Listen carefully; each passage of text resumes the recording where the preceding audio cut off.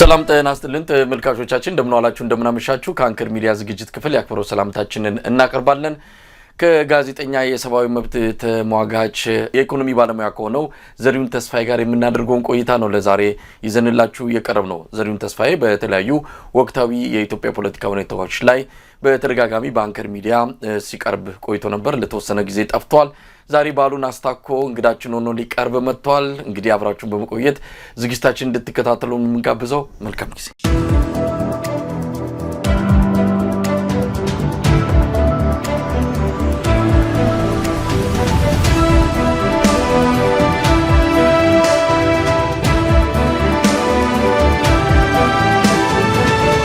ጤና ይስጥልን ዘሪሁን ጤና ይስጥልኝ መሳይ እንደምን አለ እንደምን ሰነበትክ ለተመልካቾች ብቻ ሳይሆን ለኔም ጠፍተን የከረምከውና ዛሬ በብርሃነ ልደቱ ተገናኘን እንኳን አደረሰ እንኳን ደህና መጣህም እንኳን ለብርሃነ ልደቱ አብሮ አደረሰ መሳይ እንኳን አንተም ጠበቀኝ ያው በትግስት ከሚታገሉ ድንቅ ወዳጅ ነህ ሆነስትሊ በጣፋም ጠያቂ ነህና ወደዚህ ሚዲያም ደግሞ ሁሉ ጊዜ መምጣት ከሚያስደስቱኝ ነገሮች አንዱ ነው ምክንያቱም ብታደርገው በተለይ ብቻህን የምትታገለው ነገር ቀላል አይደለም ኦፍ ኮርስ ሚሊዮኖች ከጀርባ አሉ ሚሊዮን ኢትዮጵያ ህዝብ ይሰማሃል ግን ደግሞ ያልበርቻ የምታደርገውን ጥረት በራስ የምትታገለው ትግል ደግሞ እንደ ወዳጅም ብቻም ሳይሆን እንደ አድማጭም ደግሞ ከሚያደንቁት ምንኝና ወደዚህ ድጋሚ መመለሱ ለኔ ይበልጥ ክብር ነው ያስባለሁና እንኳን አገኘው እንኳን አደረሰ መሳይ ዘሪሁን እንግዲህ ሁለታችንም በዓል መስለናል እውነት ለመናገር ለብርሃነ ልደቱ ዛሬ በማግስቱ በዓሉ ካለፈ አንድ ቀን ላይ ነው የተገናኘነውና እንዴት ነው የበዓሉ ድባብ መቼም ከሀገር ቤት ከወጣ ረጅም ጊዜ ነው የአውደ ዓመት ሲደርስ መቼም የሚፈጥረው ሆድ መባባት አለ ከሀገር ቤት መራቅ ምናልባት ለምደነውም ሊሆን ይችላል አሁን ብዙም ስሜቱ ላይ ኖረን ይችላል እኛ ያለንበት አካባቢ በተለይ ዋሽንግተን ዲሲ ብዙም ከኢትዮጵያ የተለዩ ነገሮች ስለሌሉ ብዙዎቹ ነገሮች ስለምናገኝ ናፍቆቱ ምንም በተወሰነ ደረጃ ላይታወቀን ይችላል እናንተ ያላችሁበት ወደ ቴኔሲ አካባቢ ነው ያለው አንተና እንዴት ነው የዓመት በዓሉ ድባብ እንደ ዋሽንግተን ዲሲና አካባቢ ይሆናል የሱን ያህል ድምቀት አይኖረውም አንደኛ ከቁጥር አንፃር ቴኔሲ አነስተኛ የሚሆነው እርግጥ ቤተክርስቲያን አለን ቤተክርስቲያን ሳታሰልስ ሁልጊዜም ልጆቿን ለመሰብሰብ እንደዚሁ በዓላትን ለመዘከር ጥረት ታደርጋለች ያንድ ነው ደግሞ ቤተሰብ በየቤቱ የተቻለውን ጥረት ያደርጋል እንደዚህ አይነት አውደ ዓመቶች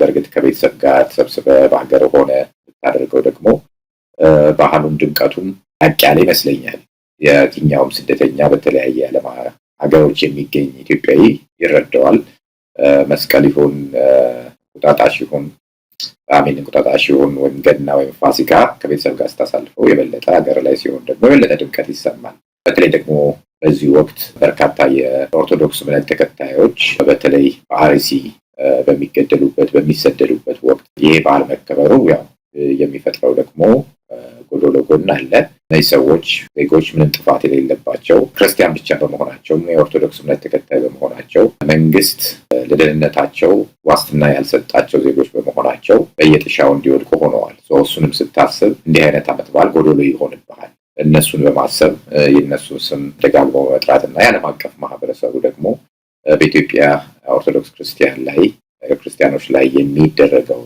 የተለየ በደል ደግሞ የምናሰማበት አይነት አጋጣሚ አድርገን ብንወስደው መልካም ይሆናል ብዬ አስባለሁ መሳይ እንግዲህ ዘሪሁን የዘንድሮ የብርሃነ ልደቱን በዓል በተመለከተ በአጠቃላይ ከቅርብ ጊዜ ወደ ኢትዮጵያውያን አውደ ዓመቱን እንደበፊቱ ሞልቶላቸው እንደው ለበዓሉ የሚሆኑ መሰረታዊ ነገሮችን አግኝተው ያከበሩ አይደለም አብዛኛው በድህነት ውስጥ ነው ያለው የአንድ እንቁላል ዋጋ 25 ብርና ከዛም በላይ በሆነበት አንድ በግ ለመግዛት የዓመት ደሞዝን አጠራቅመው ሁሉ ማትችልበት በሬ በቡድን በጋራ ለመግዛት ማይቻልበት ማይታሰብበት አንዳንዱ ድሮ ቀረ እስከማለት የሚደርሱበት ዘመን ላይ እንገኛለንና አንዳንዱ ዝም ብሎ እንደ ማንኛውም አዘቦት ቀን ነው ያሳለፈውና ኢትዮጵያውያን ከመጣባቸው ድህነት አንፃር እውነት በዓሉ ደማቅ ነው ብሎ ለማለት የሚያስቸግር ነው የአዲስ አበባ አስተዳደር በራሱ ልክ እንደ ስኬት አድርጎ ከ600,000 በላይ ለሚሆኑ የአዲስ አበባ ነዋሪዎች የአውደ ዓመት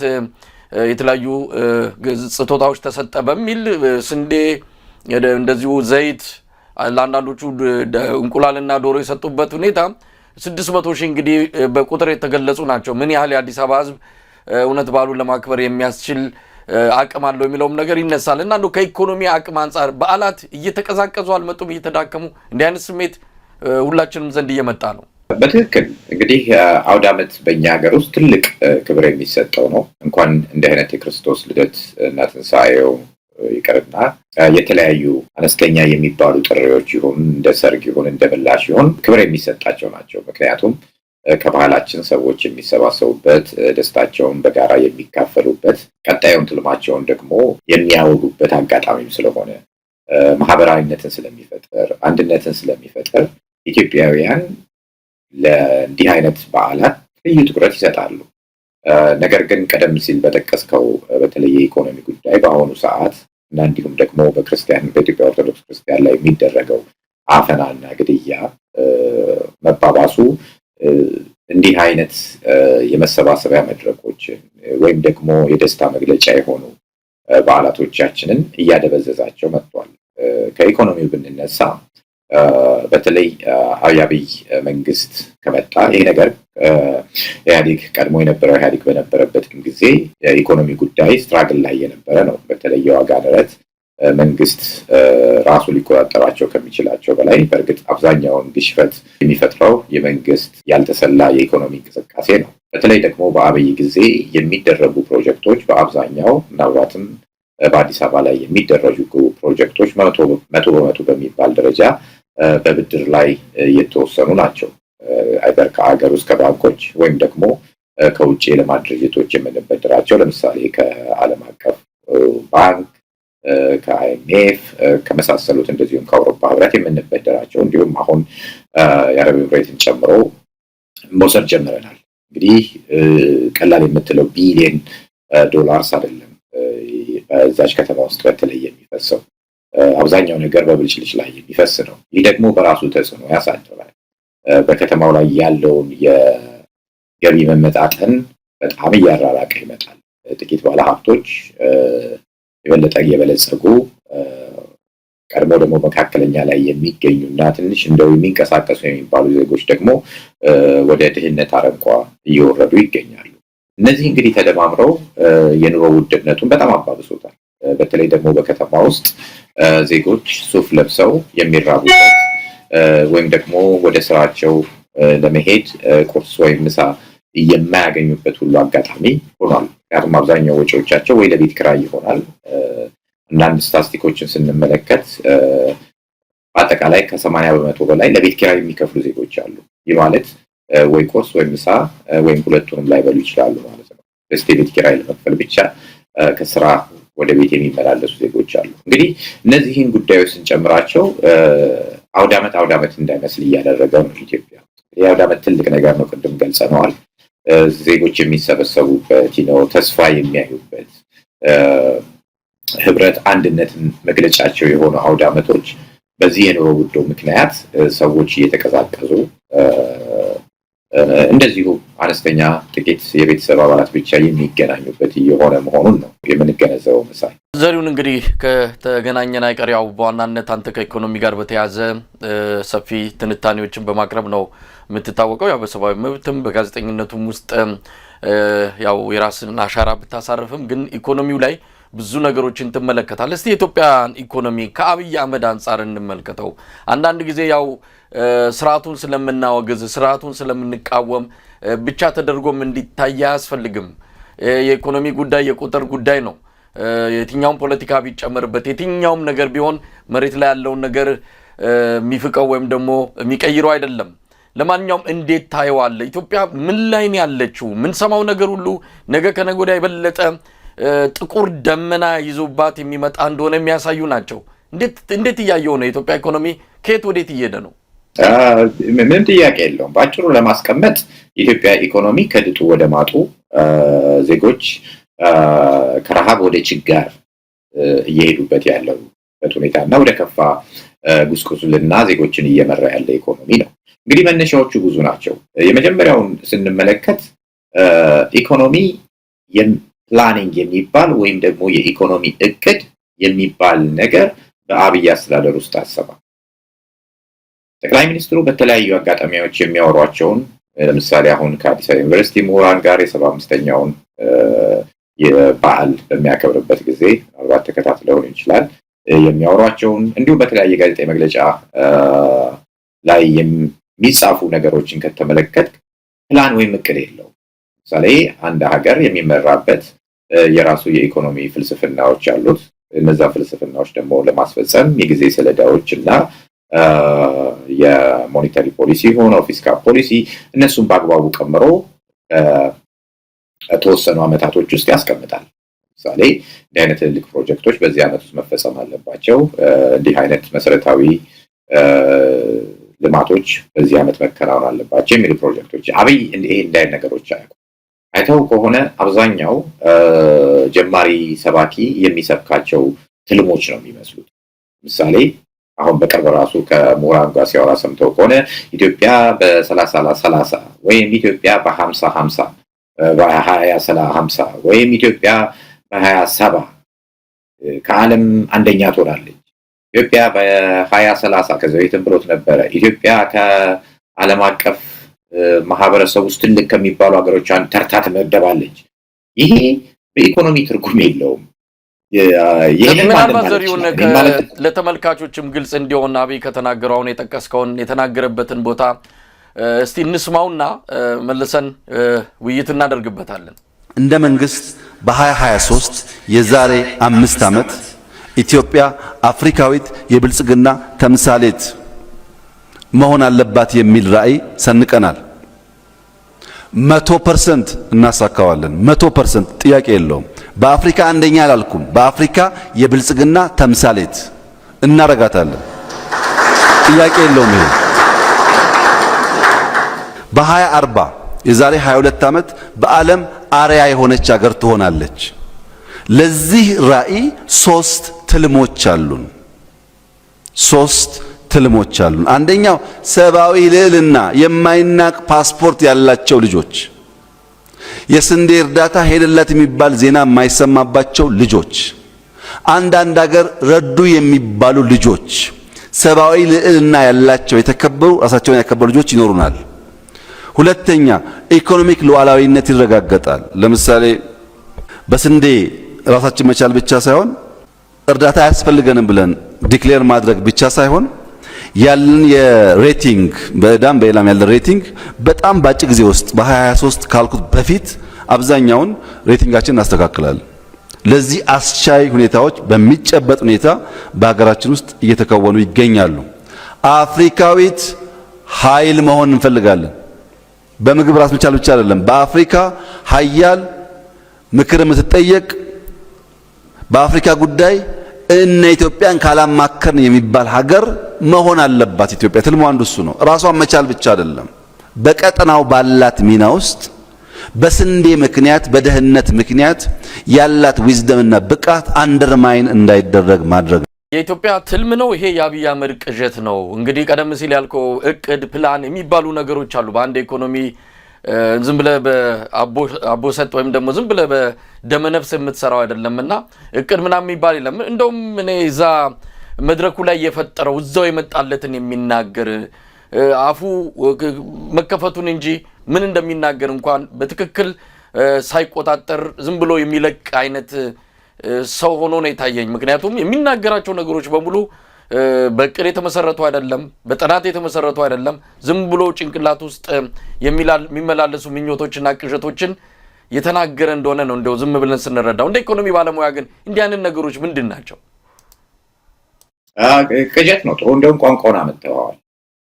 ቅዠትና የኢኮኖሚ እቅድ አራምባና ቆቦ ናቸው፣ አይገናኙም። አሁን ከሱ እንጀምር። ምሳሌ ኢትዮጵያ በ2030 ለበለስ የወሰደውን ከ5 ዓመት በኋላ በአፍሪካ ኢኮኖሚ ልማት ትልቁ ራዕይ ካላቸው ሀገሯ አንዷ ትሆናለች። እንግዲህ ከዚህ በፊት ደግሞ አንደኛ ያለውን አጥፎት ነው። ኦኬ እንውሰደው። ከዛ ይሄን ለማሳካት ይላል። ኦኬ ጥሩ ነው ብለን እንውሰደው። ይሄን ለማሳካት ትልሞች ይላል። ትልሞቹ ላይ ሲሄድ ማንም የማይነቀንቀው የሀገር ሉዓላዊነትን የሚያስመሰክር ፓስፖርት መያዝ ይላል። የኢኮኖሚ እድገት ለማምጣት ወይም ደግሞ የተዋጣለት የኢኮኖሚ ስርዓትን በመፍጠር በአፍሪካ ቀዳሚ ለመሆን ፓስፖርት መያዝ ነው ትልምህ የሚሆነው ወይስ ኦኬ ፓስፖርቱ ራሱ መያዝ እኮ ሌላ ጉዳዮች አሉ። በምንድነው ጠንካራ ፓስፖርት የምትፈጥረው? ኢኮኖሚው ጠንካራ ሲሆን፣ ፖለቲካ አስተዳደር ጠንካራ ስትሆን፣ ሞር ዲሞክራቲክ ስትሆን፣ ሁሉን አሳታፊ የሆነ አገር ወይም የፖለቲካ ስርዓት ስትፈጥር ነው። አሁን ተመልከተ የመለሰልህ ከአፍሪካ ጠንካራ የሆነ ኦኬ ኢኮኖሚ ብለን እናስተካክልለትና ኢኮኖሚን በለው እንፈጥራለን። በጣም ጥሩ። ትልሙስ ምንድነው? ሉዓላዊነት የሚከበርበት ሰብአዊነት የሚከበርበት ፓስፖርት መያዝ ይላል። this is ራሱ አብዶ የሚያሳብድህም ይሄ ነው። የሚያሳብድህ ደግሞ የሀገር መሪ መሆኑ ነው። ይሄ ነው ከኢትዮጵያ ባለው ከኢኮኖሚ ፍልስፍናዎች ጋር በጣም የተፋታ አይነት ሰው ቢኖር አብይ ነው። ለኛ የሚያወራው ነገር የሚያውቅ አይደለም። ጀስት እንዳልከው አይሞሩ ላይ የሚመላለሱ ነገሮች አረፍተ ነገር ብቻ ሰርተው ስለወጡ ሐሳብ የሚሰጡ ወይም ትርጉም የሚሰጡ ይመስለዋል። ምክንያቱም ይሄ ደግሞ ከፓወር የሚመነጭ ከስልጣን የሚመነጭ ዕውቀት ነው። እሱ ደግሞ አደገኛ ሶ ይሄን አፍታተን ስናየው ኦኬ ኢትዮጵያ በአፍሪካ ኦኬ አንደኛ በኢኮኖሚ እድገትም ልንል እንችላለን። ችግር የለውም እሱም ቅጀትም ቢሆን ምክንያቱም ሌሎች ሀገሮችም እጃቸውን አጣጥፈው አይጠብቁም። ግን ኦኬ መልካም ነው ብለን ግን ምንድናቸው የምናደርጋቸው ነው? አሁን ኢኮኖሚ ዝም ብሎ ቅዠት አይደለም፣ የሚለካ ነው። ኢቫሉዌት ይደረጋል ማለት ሜጀር ይደረጋል፣ ይለካል፣ ኢቫሉዌት ይደረጋል፣ ይገመገማል። መገምገሚያዎቹ ምንድናቸው? እንዴት ነው ሜጀር የሚደረገው? ምሳሌ አገሪቷ ያላት ኢኮኖሚ አሁን ሪሶርስ ምንድነው? ያላት ሀብት ምንድነው? የሰው ኃይል ነው? የመበደር አቅም ነው? ወይም ደግሞ ከውጭ ሀገር የሚገባ ኢንቨስትመንት ነው? ፎሬን ዳይሬክት ኢንቨስትመንት ነው? ወይም ደግሞ የሀገር ውስጥ ባለሀብቶች ተሳትፎ ነው? ወይም ደግሞ እያደጉ ያሉ ኢንዱስትሪዎች ናቸው? ወይም ደግሞ ግብርናው ነው? ወይም ደግሞ የአገልግሎት ዘርፉ ነው? ወይም ሰርቪስ ሴክተሩ ነው? ወይም ደግሞ ፋይናንሻል ሴክተሩ ነው? እነዚህ ሴክተሮች ጋር ትሄዳል። አቅማቸው ምንድነው? ሪሶርሳቸው ምንድነው? ያንን ትልምህን ወይም ደግሞ እሱ በቅዠት ያስቀመጠውን እንኳን ለማሳካት ከአፍሪካ አንደኛ ከዓለምም አንደኛ ብለህ ማስቀመጥ ትችላለህ። ግን እነሱን ለማስካካት የሚያስችል ምንድናቸው ፕሮጀክቱ ፓስፖርት መያዝ አይደለም። ተመልከተው እሱ ከአፍሪካ አንደኛ ለመሆን ያለው ምንድነው? እሱን ለማሳካት ጠንካራ የሆነ ፓስፖርት ያስፈልገናል። how illogical even logically ካሰብከው እንዴት አርጎ ነው? ምናልባት በቃላቶቹ መሃል ያለው ልዩነት ያውቃል ወይ ዘሪውን? ይሄ ህልም፣ ራዕይ፣ ግብ፣ ተልእኮ እንደነዚህ አይነት ቃላቶቹን ራሱ በአግባቡ የመረዳት አቅም አለው? እንዲሁ እዛ ላይም ራሱ ጥያቄ የሚነሳበት ሰው ነው። ያ ቅድም ያልከው አሁን እንግዲህ ትልም አይደለም የሚሆነው በመጀመሪያ ደረጃ። ምክንያቱም እቅድ አለ፣ ራዕይ አለ ኦፍ ኮርስ። ራዕዩ ግን የሚሳካው በሌላ ራዕይ አይደለም። ቅዠት በሌላ ቅዠት አይደለም የምታሳየው ነው። ያንን ቅዠት ኦኬ ቅዠትን ይበለው ወይም ቅዠቱን ወደ ህልም የሚቀይሩልን የተለያዩ ትሮች ልትጠቀም ትችላለህ። ኦኬ ቅዠቱን እንወሰድለት እንዳለ ቅዠቱን እንኳን እውነት ለማድረግ የሚያስችሉ የሚጨበጡ የሚዳሰሱ እቅዶችን ነው የምታመጣው እንጂ ለራዕዩ ሌላ ራዕይ አይደለም። ተመልከተው፣ ለቅዠቱ ሌላ ቅዠት ነው ያመጣው። ኢትዮጵያ ያን ከአፍሪካ አንደኛ እናደርጋታለን፣ ይሄን ለማሳካት ደግሞ የምንጠቀመው ብሎ ሌላ ትልም ነው። ራሱ ቋንቋውን እንኳን ከተመለከትኩ ማለት ነው። ሶ ኢኮኖሚክስ እንኳን የማይረዳው ኢቭን የአማርኛ መዝገበ ቃላት እንኳን በትክክለኛው እንደው ሊፈቷቸው የሚችሉ አረፍተ ነገሮችን አይደለም። ጀስት እዚህ ጋር የሚንኳኩበት የቃላት ኳኳቴዎች አሉ። እነሱ እንደመጡለት ተሰካክቶ ስለመጡለት ብቻ ይለቃቸዋል። ከዚህ በፊትም ተመልክተዋል። ሰውየው ምንም ማሰብ እንደማይችል በብዙ መልኩ የምታየው አሁን ምሳሌዎች ካመጣ አንድ ጊዜ ምንድነው ኦኬ ኢኮኖሚ የኢትዮጵያ የኢኮኖሚክ ሳይንስ የእጥረት ነው አለ። የእጥረት ሳይንስ ነው። እኛ ግን የእጥረት አይደለም ማለት የተትረፈረፈ ኢኮኖሚ ነው። ሪሶርሳችን የተትረፈረፈ ሀብታችን የተትረፈረፈማ ከሆነ ኢኮኖሚክስ የሚባለው ወይም ደግሞ ምጣኔ የሚባለው ሳይንስ ባልኖረ ነበር። ዝም ብለህ ያገኘኸው ኪስ ላይ ያለውን እየበተንክ የምትገዛ ከሆነ በቂ ሪሶርስ ካለ ሄደህ ወርቁንም ከመንገድ ላይ አፍሰህ የምትሄድ ከሆነ ገንዘቡንም ከዛፍ ላይ የሸመጠጥክ የምትሄድ ከሆነ ኢኮኖሚክስ ለምን ያስፈልጋል? ውሃውም እንደ ልብ መንገድ ላይ ፈሶ የሚገኝ ከሆነ ንጹህ ውሃ ማለቴ ነው ምንም ሳትሳቀቅ የምትጠጣው ከሆነ ምግቡ ምንም ሳትሰራ መንገድ ላይ አፍሰኸው የምትሄድ ከሆነ ኢኮኖሚክስ ለምን ያስፈልግ? የተትረፈረፈ ነገር ስለሌለ ነው። ተመልከት፣ ኮንሴፕቱን እንኳን አይረዳውም። ጽንሰ ሐሳቡ ምንድነው? እሱ ኦኬ ኢኮኖሚክስ ሳይንስ የእጥረት ነው። እኛ ግን የኢትዮጵያ ኢኮኖሚ ግን የእጥረት አይደለም የተትረፈረፈ ነው ይላል። ኢትዮጵያ ሊሚትድ ሪሶርስ ነው ያላት። በሰው ኃይል ይሁን በፋይናንስ ይሁን እንኳን ኢትዮጵያ አሜሪካም ሌላውም አደጉ የሚባል አገር ቢሆን ሪሶርሱ በጣም እጅግ የተወሰነ ነው። ያንን ደግሞ እንዴት እንጠቀምበት ነው። በቅዠት ሳይሆን ፕላን ያስፈልጉታል። ስለዚህ ወደ ፕላኑ ስንመጣ ይሄ ሰው የሚያወራው ቅዠት ነው። ይሄን ደግሞ ቅዠቱን የሚያሳካው ደግሞ በሌላ ቅዠት ነው። ይሄንን እንግዲህ ተመልካቾች ደጋግሞ ይሄንን ቆርጣ ያሳየውን ነገር ቢያዩት አይ ቲንክ ምን እያልን እንደሆነ የሚረዱት ይመስለኛል። የመጀመሪያው ነገር እንኳንም ይሄንን ቪዲዮ እንተናልከው ቅድም የተነሳውበት ምንድነው ይሄ ፕላኒንግ የሚባል የኢኮኖሚ እቅድ የሚባል አያውቀው። ጀስት ሰውየው ቅዠቱን ይናገራል፣ እንዳፈተተው ይሄዳል። እንዳፈተተው የምንለው ጀስት እቅድ የሌለው ነገር በቃ ዛሬ በግራ ነገ ደግሞ በቀኝ ከእንደገና ደግሞ ይሄኛው ሲያስቆምህ ወደዚህኛው ፕሮጀክት መለሳለ። በዚህ ውስጥ ደግሞ ሪሶርስ ይባክናል፣ የሰው ጉልበት ይባክናል፣ አጠቃላይ የህዝብ ሀብት ይባክናል። አሁን አዲስ አበባ ውስጥ እንደሚሆነው እንደዚሁም በሌሎች ከተሞች ላይ እንደሚሆነው ማለት ነው። ሌላው እንግዲህ ኢትዮጵያ የተረጋጋች ሀገር አይደለችም፣ ሰላም የሰፈነበት ሀገር አይደለም። እንግዲህ ከሰሜን ተነስተ ወደ ታች እስከ ደቡብ ስትወር ከምዕራብ ምስራቅ ኢትዮጵያ ውስጥ ግጭት የሌለበት ጦርነት የሌለበት ክፍለ ሀገር የለም። ይህም በራሱ ኢኮኖሚ ላይ የሚያሳድረው ተጽዕኖ አለ፣ እጅግ የሚባል ተጽዕኖ። እሱም ራሱን አሻራ አለው። ሌላው ፎሬን ዳይሬክት ኢንቨስትመንት ከውጭ የሚገባ ሀብት የለም።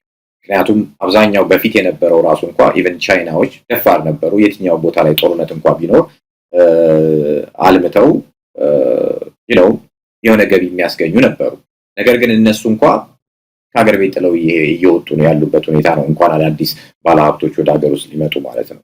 ሌላው ደግሞ ሀብት ኮንሰንትሬት ሆኖ የሚገኘው በከተማ ውስጥ ብቻ ነው። ምክንያቱም ሌሎች ከተሞች የደህንነት ዋስትና ስለሌላቸው ዜጎች እንደልባቸው የሚንቀሳቀሱባቸው ባለመሆናቸው ሀብት ብቻውን ኮንሰንትሬት ሆኖ የምትመለከተው አዲስ አበባ ላይ ነው። ለዚህ ነው አዲስ አበባ ያላቅሟ እያበጠች የኑሮ ውድነቱ እየጨመረ እንቁላል አንድ ብር አንድ የነበረ አሁን 20 ብር 30 ብር እየሆነ እየሄደ ያለው ማለት ነው። ይሄ የሚያሳይ አንድ ቦታ ላይ ብቻ ያለ ሀብት ኮንሰንትሬሽን መኖሩ ነው።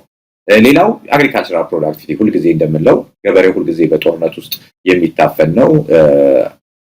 የግብርና ምርቱን የሚያሳድግበት ምንም አይነት ከመንግስትም ይሁን ከተለያዩ ተቋማት የሚያገኝበት እድል የለውም። በተለመደው ጥማድ በሬ ማረስን ነው የሚታገለው። በዚህ ምክንያት ምርታማነትም በጣም ከፍተኛ ነው። ኢትዮጵያ ደግሞ ስቲል ጥገኛ የሆነችው በግብርና ላይ በመሆኑ ግብርናው ፕሮዳክቲቪቲ ወይም ምርታማነት ቀነሰ ማለት ወደ ከተሞች የሚገባው የእህል መጠን ወይም ደግሞ የእህል ፍሰት እየቀነሰ ይመጣል። ይህም ደግሞ በከተማው ላይ ኑሮ መናር እየጨመረ ይመጣል ማለት ነው። በአጠቃላይ እንግዲህ አይዶንት ኖ ከየት ወዴት ዘለን እየሄድን፣ በአጠቃላይ ግን ስንመለከተው አብይ ወደ ስልጣን ከመጣበት ጀምሮ ትልቁ ችግር የኢኮኖሚ ፕላን አለመኖር ወይም የኢኮኖሚ እቅድ በስርዓቱ የሚለካ የሚገመገም ከዛም በኋላ ሂደቱ የሚጠና ከዛ ደግሞ ውጤቱ ከእንደገና የሚፈተሽበት ምንም ስርዓት የሌለ እንደዚሁ ቅዠት ኢትዮጵያ በ30 ሀብታም ትሆናለች፣ ኢትዮጵያ በ2050 ከዓለም አቀፍ ትልልቅ ባለሀብቶች ሀብታም ሀገሮች እኩል ተርታ ትመደባለች አይነት ቅዠት ነው። ይህ ደግሞ በየመንገዱ ያሉ ሰባኪዎች እንደሚሰብኩት አይነት ነገር ነው። ጥያቄ የላቸው ወይም ደግሞ በክርክር የሚፈትሻቸው ሰው የለም። ስለዚህ እንዳሻቸው ያወራሉ። አብይም ያ ነው። ምክንያቱም ጠያቂ የለውም። እንደምትመለከተው ኢቨን ተቀናቃኙ እንኳን የነበሩ ሰዎች ለሱ የሚያጎበድዱ እንደ አሽከር እንዳፈለገው የሚያዛቸው ኢቭን የሚሰድባቸው የሚያመናጭቃቸው ይሄ ቪዲዮዎች ምናልባት ተመላልሰው አድማጮቻችን ካዩት የሰውየውን ባህሪ መረዳት የሚችሉ ይመስለኛል። ስለዚህ ባለሙያዎች እንኳን ቢኖሩ ይህ ሰው ለማድመጥ ዝግጁ ያልሆነ አይምሮ ውስጥ የሚንኳኩ ቃላቶችን ሰብስቦ እንደዚሁ የሚተፋ ምንም አይነት ለሀገር ራዕይ የሌለው በቅጀት የሚኖር አይነት ሰው አድርጌ ነው የማስበው እና ኢኮኖሚውም በዚህ ሰው የመነጽር ውስጥ የሚታይ ነው የሚሆነው። መሪው አድማጭ ካልሆነ፣ መሪው እቅድ ከሌለው፣ መሪው የኢኮኖሚ ጽንሰ ሐሳቦችን እንኳን ለመረዳት አቅም ከሌለው ምን አይነት ኢኮኖሚ ነው ተስፋ የምናደርገው? አብይ አማካሪዎች እንኳን ቢኖሩ ኢቭን አማካሪዎቹ ምን እንዳሉት እንኳን ለመረዳት የሚችል አይደለም። ያው ኮንሴፕት እጥረት እንዳለበት በብዙ ጊዜ አሳይቶናል። ቃላት እንደመጡለት ነው የሚወረውረው። የኢኮኖሚ ሳይንስ የጥረት ሳይንስ ነው፣ የኛ ኢኮኖሚ ግን የተትረፈረፈ ኢኮኖሚ ነው። ምንድነው ስለ ጥረት አናወራም ይላል። ምንም ቤት አይመጣም። ይሄን አሁን ሚዲያ ላይ ራሱ አምጥቼ ማውራት የራሱ ለኔ ያሳፍራል፣ እንኳን እንደ አንድ ሀገር መሪ ቀርቶ ማለት ነው። ከዚህ በፊት ሰምተዋል፣ የኛ ወታደሮች በሳንጃ ነው እነሱ የተደፈሩት በወንድ ነው፣ የኛ ወታደሮች ግን በሳንጃ ነው ይላል። አሁን ምንም ሚኒንግ የለው፣ ትርጉም የለው፣ ዝም ብሎ የመጣለትን ነው። ለክርክር እንኳን የሚጋብዝ አይደለም። ከዚህ በፊትም እንደዚህ ተናግሯል። ዛፍ እንድትተክለው ለነሱ ጥላ እንዲሆን ነው ይላል ለሟቹ። ሰው ነቅለህ ዛፍ በመትከልህ ለሟቹ ምንድነው ቤኔፊቱ? ምንድነው ጥላ የሚሆን? ኢቭን ሎጂካሊ እነዚህ አይነት ነገሮችን ለማብጠርጠር ሰውነት ይገፈትራል። ቢኮዝ ሎጂካል አይደሉም።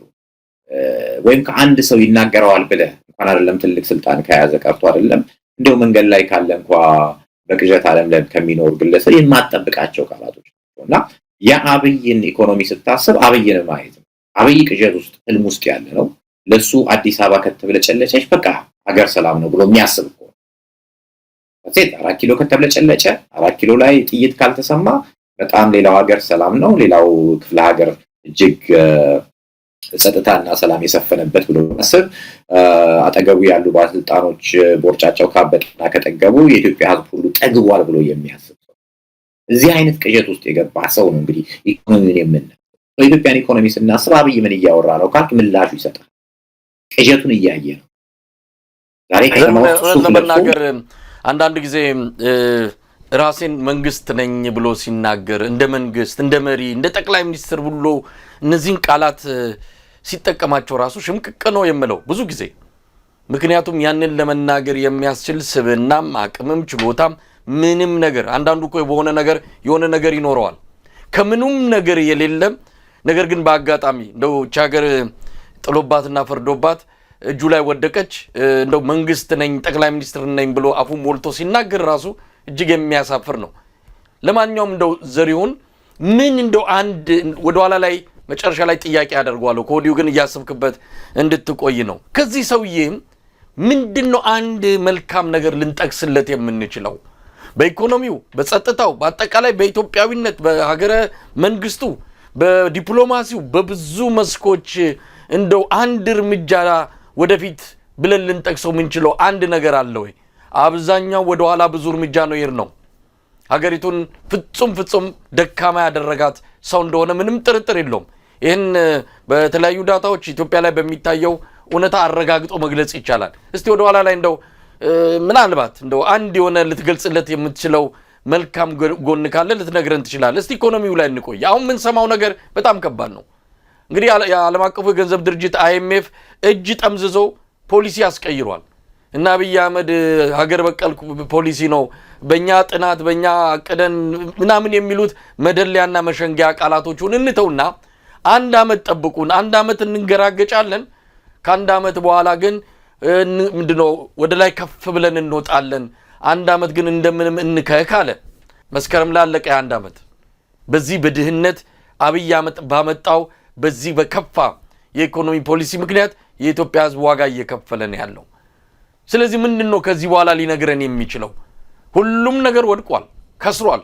እንግዲህ የኢትዮጵያ ንግድ ባንክን ለማዳን ነው የሚልም ነገር ተነግሮን ነበረ። ይሄው አሁን እንደምንሰማው 450 ቢሊዮን ብር ገደማ ነው የከሰረው። ባንኩ ነገ ከነገ ወዲያ ሊዘጋና ሊጠፋ እንደሚችልም አንዳንድ ጥናቶች ያሳያሉ። ስለዚህ ምንድነው ከዚህ ሰውዬ ይሄ የኢኮኖሚ ፖሊሲ አተረፈ ይያለ በየጊዜው የሚያደነቁራል? የአብይ ምናልባት አንድ ነገር ከሌሎች አባገነኖች የኮረጀው ነገር ቢኖር ፕሮፓጋንዳን ሁሉ ጊዜ ከቀኙ አርጎ መጓዙ ነው። እስከሚደክመን እስከሚሰለቸን ድረስ አንድ ነገር ላይ ያደክማል። ኢትዮጵያ ኢኮኖሚ አድጓል። ኢኮኖሚ የሚኖር ነው እንጂ የሚወራ አይደለም። አክቹዋሊ የምትኖረው ነው፣ በህይወት የሚታይ የሚተረጎም ነው።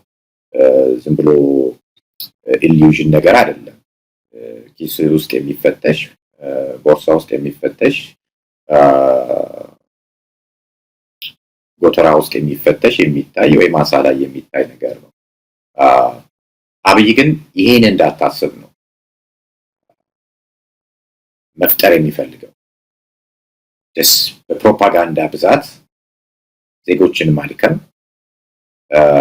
ማሰልቸት፣ ስትሰለች ጥያቄም እንዳትጠይቅ ነው። በቃ እየተራብክ እንኳ ኦኬ የዛሬን ብቻ ልኖር አይነት ብለህ እንድትኖር ማደንዘዝ መቻል፣ ሰው ዜጎች ጥያቄ እንዳይሆኑ።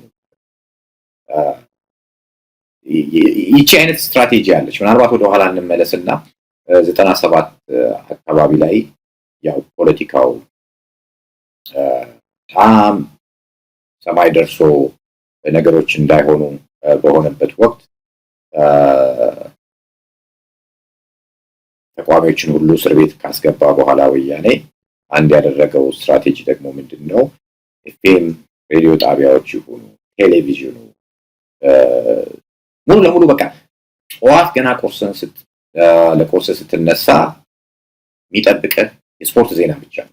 እግር ኳስ መጥፎ ሆኖ አይደለም፣ መዝናኛ ነው። ብዙ ዜጎች የሚከታተሉት ነው። በተለይ እግር ኳስ ሰው በራሱ ባት የለውም። ነገር ግን ሌሎች ነገር እንዳታስብ ያደርጋል ሚዲያው። ምክንያቱም ሌላ አማራጭ ሚዲያ የለም። በየጊዜው ይደበድቡት ነበር። therefore መስሪያ ቤትም ስትሄድ የኔ ቢጤውን ጋር ስትሄድ ሻይ ቤቱም ስትሄድ በቃ ወሬው እግር ኳስ ነው።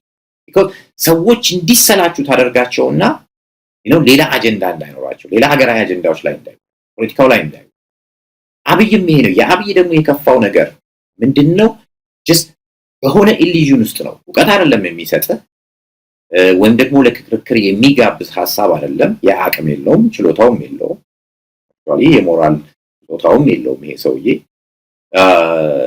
just ያንን ቅዠቱን መስጠት ነውና መደጋገም የሆነ ያለው እንግዲህ ቀደም ሲል የጠቀስካቸው ራሱ መለኪያዎች ብታመጣ ያለንም ዝግጅት የማዋቀር ለውጥ ሳይኖር በኢኮኖሚው ላይ ባንኮች ሳይዘጋጁ ወይም ደግሞ በአጠቃላይ የነፃ ገበያው የሚፈልገው መደብ ሳይደላደል የውጭ ምንዛሪ ፍሎት እንዲሆን ወይም ደግሞ በነፃ ገበያው እንዲወሰን ብለው ወሰዱ። ያው ብር ስለሚፈልጉ ነው እንጂ አልተዘጋጁም፣ ፕላን የላቸው።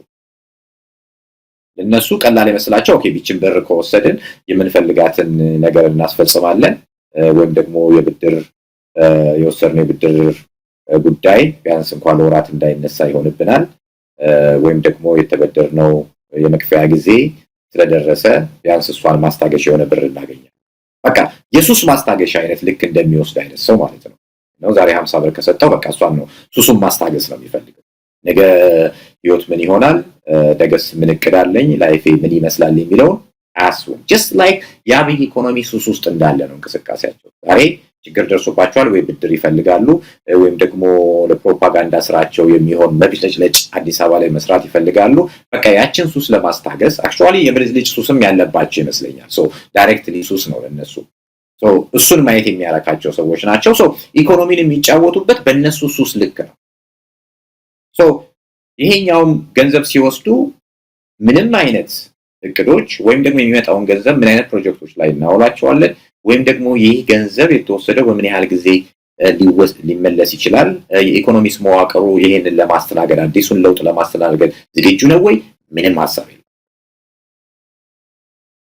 ስለዚህ በኋላ ላይ መጣፊያው ማጠሩን የምትመለከተው አሁን ብሔራዊ ባንክ እንኳን ነፃ ገበያ የሚለውን ነገር አይደለም ለስሙ ነው የሚጠቀሙት፣ ማደላደል ጀመሩ።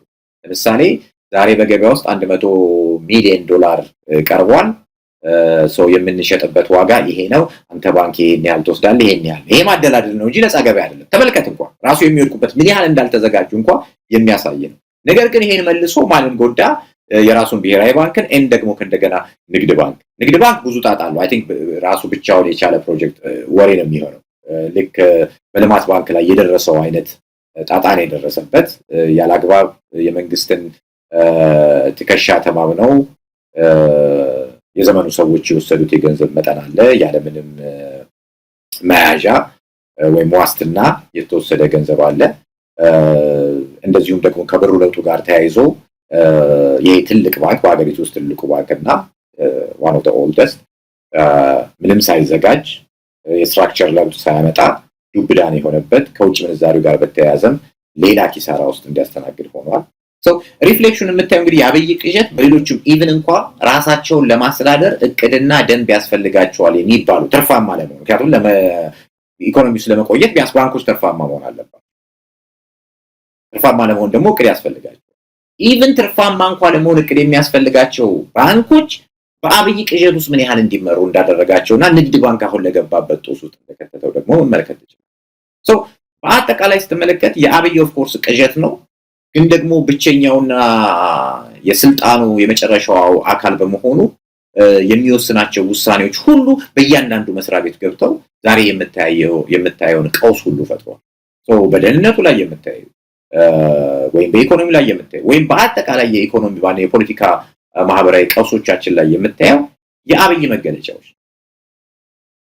ማህበራዊ ህይወቱን እንኳን ከተመለከት አብይ በጣም ደፋር ሰው ደፋር ነው ሴት አይን አውጣ ይሄ እናቶቻችን አይን ቀርጥፎ የበላ የሚሉት አይነት ሰው አይን ቀርጥፎ የበላ አይነት ሰው እፍረት የሚባል የለውም ወይም ከማህበራዊ እሴቶቻችን አንዱ የሚባለው ምን ይሉኝታ የሚባል ነገር ምናልባት በጣም ጎልቶ አደባባይ ላይ የወጣው አብይ ስልጣን ላይ ሲወጣ ምሳሌ እናቴ ሰባተኛው ንጉስ ሆነኛል አይን ያወጣው ውሸትና ቅጥፈት ነው እፍረት የሌለው ይሄን በጓደኞቹ መካከል እንኳን እንደው ለቀልድ ብለ የማታወራቸው ይላው እኔ እኮ ኢህአዲግ ውስጥ ሆኜ እኮ ለኦነግ ሁሉ ታገል ነበር ይላል ለኢትዮጵያ ህዝብ እኮ ታገል ነበር ለሲአይኤ መረጃ ሰጥ ነበር ይላል በቃ አይን ቀርጥፎ የበላ ውሸት ነው ራሱን ለመካብ የሚያርግ ይሄ መንደር ውስጥ እንኳን ያሉ እንደው የመጨረሻ ጠጅ ቤቶች እንኳን ቁጭ ብለህ ማታወራቸው ወሬዎች ለጨዋታ እንኳን ብለህ ማታወራ ወይም ለቀልድ ብለህ ማታወራ ተመልከት ይሄ አይን ቀርጥፎ የበላ ማንነት በማህበራዊ ህይወታችን ውስጥ ደግሞ ተመልከት አሁን ሶሻል ሚዲያው ምን ይመስላል ምንድነው እየተወራ በሃይማኖት በኩል ወይ በትዳሩ ተመልከት ወይም ደግሞ ዛሬ ልጆች ቲክቶክ ብለው ወይም ፌስቡክ ላይ የሚጽፏቸው እንትን በቃ በሬወለድ ፍረት አለመኖር ነው በቃ ደፋር ሁንና ዝም ብለህ ህይወት መብላት መጠጣት ከቻልክ ይሄ ይሉኝታ የምትለው ወይም ደግሞ ከማህበራዊ እሴቶቻችን አንዱ የምትለው ይሄ ማፈር ወይም ደግሞ መጥፎ ነገር በአደባባይ ላይ መስራት እኮ ነውር ነው የሚወገዝ ነው የሚለው ነገር እየጠፋ መጣ ይላልና ምን ያደርግነው መጣ በቃ ኖርማላይዝ ወይም ደግሞ ደንብ ያደረገው እንደ አንዱ ማህበራዊ ደንብ አድርገናል ሰዎች እንዳፈዳጋቸው አሁን ራቆታቸውን ሶሻል ሚዲያ ላይ ይወጡ ቢጨፍሩ ማን ደነግጥ ሆነ አብይ ከፈጠራቸው ቀውሶች ውስጥ አንዱ ነው ኢኮኖሚው ላይ ብቻ ነገ ምናልባት ለዘመናት የሚወስድብን ማህበራዊ ቀውስ አብይ እንዲህ አይነት ደፋር ነው ምክንያቱም ልጆችም የሚማሩት እሱ ስልጣን ላይ ሲወጣ 10 አመት 11 የሆኑት እንኳን 16 17 ሆነዋል በቃ ደርሰዋል ሞዴላቸው እሱ ነው አይናውጣው ሸታ መሆኑን አይተውታል ስልጣን ይዟል ምንም ማንንም የነካ የለም እናቴ በ7 አመት ንጉስ ሆናኛ ብለዋል ኦኬ ወራ ንጉስ ሆናኛ ያለ ትርጉም የሌላቸው ነገር ግን በቃ እፍረተ ቢስ ስለሆነ ብቻ የሚያወራቸው እነዚህ ልጆች የሚያነን ነው የተማሩ የሚመጡት በቃ እፍረት ማጣት ይሉኝታ ማጣት ሰው ጥያቄ የለኝም ሰው ወላጅም ማያፍሩም ጓደኛም ማያፍሩም ወይ ጎረቤትም ማያፍሩም ወይ አጠቃላይ የማህበሩ እሴት ቢናደም ግድ የሌላቸው ዜጎች እንዲሆኑ ተገደዋል በአጠቃላይ ባለው የፖለቲካ ስራ አብይ በዚህ መልኩ ነው እየቀረጸ ያለው በማህበራዊ ህይወት ላይ ቀውስ እንዲመጣ አይናውጣ የሆነ ማህበረሰብ እንዲፈጠር ይሉኝታ የሌለው በኢኮኖሚው ላይ ምንም እቅድ የሌለው ባፈተተው የሚሄድ ጀስት በአንድ ሱስ ላይ የተጣበቀ አይነት ሰው የሚያደርገው ባህሪዎች መገለጫው የሆነ ኢኮኖሚ በነገራችን ላይ ገበያውም እንደዚህ እየሆነ ነው ምሳሌ ዛሬ የጠየቀው ኮምፒውተር ዋጋ 1000 ነው ለምሳሌ ብንል 1000 ብር ቢሆን ዋስትና የለህም። ነገ ስትመጣ 2000 ሊባል ይችላል። አስበው ያው ኮምፒውተር እኮ ምንም የተለወጠ ሽጤን ጊዜ የአብይ ኢኮኖሚ ይሄ ነው አንዱ መገለጫው። አብይም ይሄ ነው የሚያወራ ነው። ዛሬ ኢትዮጵያ ኢኮኖሚ በ10% አድጓል ያለ ዛሬ አውርቶ ነገ ደግሞ ከአፍሪካ አንደኛ የሆነ ኢኮኖሚ ነው ይላል። በሁለተኛው ቁጥሩ እንዴት ነው ያደገው? ያው ኢኮኖሚ እኮ አንድ ቀን ውስጥ ምንም የተካሄደ ነገር ሶ ያ ደግሞ ሪፍሌክት የሚያደርገው ገበያው ላይ ነው። ነጋዴው ስለምን ኬር ያደርጋል? ጠቅላይ ሚኒስትሩ ኬር ካላደረገ ለዚህ ሀገር ነጋዴው ለትርፍ የቆመው ነጋዴ ለምንድን ነው ለሸማቹ የሚጨነቀው? ስለዚህ ዛሬ 1000 ብር ሊሸጠው ያሰበውን ነገር ነገ ሲነጋ አይ የመብራት ዋጋ ጨምሮብኛል ሊል ይችላል። 2000 አርጎ ሊጠብቅ ይችላል።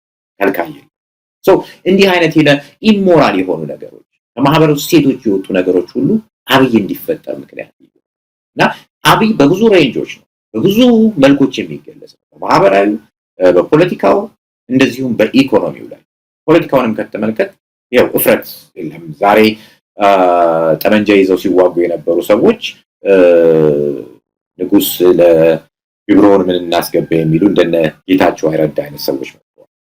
ኤንድ የሚያሳዝነው ኖርማላይዝ አድርገን እነዚህ ሰዎች መጠየቅ አለባቸው በህግ ምናምን የሚል የለም። አይ ፖለቲካ እኮ እንደዚህ ነው በቃ ተስማምተው እየሰሩ አይደል እንዴ ነው you see ኖርማላይዝ ወንጀልን ኃጢያትን ጥያቄነትን ነው የሚጨፈልቅ አይነት ስርዓት እየተፈጠረ ስለዚህ ነገም ሌላው ገሎ ይመጣና ከአብይ ጋር ከተስማማ ችግር የለውም እንዴ ፖለቲካ አይደል እንዴ ከአብይ ጋር ተስማምቷል ለምን ይጠየቃል ለምን ፍርድ ቤት ይገባል so ኢፍትሃዊነት የማህበረሰቡ መገለጫ እንዲሆን ያደርጋል so በሁሉም ዘርፎች ካየኸው በኢኮኖሚው በፖለቲካው ቅድም በተጠቀስናቸው ማህበራዊ ዘርፎችን አብይ ህይወት ዘርቶ ይታያዋል የሱ ማንነት ሪፍሌክት ይሆን እቅድ የሌለው አይን ቀርጥፎ የበላ ሐሳብ ዕውቀት የሌለው ጀስት ባፈተተው የሚኖር 4 ኪሎ ሰላም እስከሆነችለት ሁሉ አገር ሁሉ ሰላም ነው ብሎ የሚያስብ አይነት ትውልድ ወይም ማህበረሰብ እንዲኖርም እያደረገ ነው። እንደው ዘሪውን አሁን እንግዲህ ኢትዮጵያ ዋጋ እየከፈለች ነው ያለችው በዚህ ሰውዬ ምናልባት በልጅነቱ የጎደለው ነገር ሊኖር ይችላል ያላየው የሚመኘው ይኖራል ማናችንም የልጅነት ታሪክ አለን የልጅነት ህልም አለን ግን ያንን ህልም ይዘን ወደ ሀገር መሪነት ሲመጣ የሀገር ጉዳይ ሌላ ጉዳይ ነው ህልምን በልጅነት ያመለጠን ሁሉ ምታሳካበት አይደለም አብይ አህመድ ይህንን አጋጣሚ ድህነቱን በወጣትነቱ ያመለጣቸውን ብዙ ያላገኛቸውና የሚቆጭባቸው ነገሮች ከቋንቋ አጠቃቀሙ ጀምሮ ያኔ በዛን ወቅት ላይ በዛ በድህነት በዛ በጣም በከፍተኛ ችግር ውስጥ በነበረ ጊዜ አስተሳሰቡ የተቀረጸባቸው ነገሮች በሙሉ እንዳለ ነው ቤተ መንግስት ይዟቸው የገባውና የዛ መገለጫዎችን ነው ያያየን ያለ ነው ለማንኛውም ዋጋ እየከፈለች ነው ሀገር አሁንም አብይ አህመድ እንደ ስኬት ነው የሚያወራው ሰሞኑን ክቡር ገና የጻፉትን እንደዚሁ አንድ ጽሁፍ ያያየን ነበር ስለ